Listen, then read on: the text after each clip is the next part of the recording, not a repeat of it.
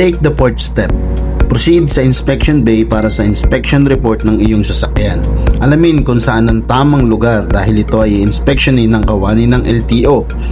Ang gagawin dito ng LTO ay i-stencil ang iyong unit at pipicturean ng nasabing motor at i-check muli ang mga dokumento na iyong hawak.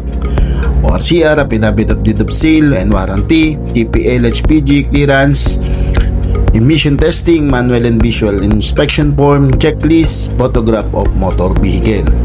Take note, muling siguraduhin ang place of mother file upang hindi magpabalik-balik. Magtungo sa kanilang opisina at magpa-schedule kung kailan available ang iyong CR para sa pagpapatransfer nito. Dahil ako na-experience ko ang pabalik-balik kahit tayo ay pulis na, kaya wag maggalit. Patient is a virtue. Yan ang resulta sa dami ng nagpuproseso ng transfer of ownership. Paano mga ka-grind? Sana nakatulong. Abangan ninyo ang transfer of ownership natin sa last part ng ating video. Paano mga ka-grind? Grind now!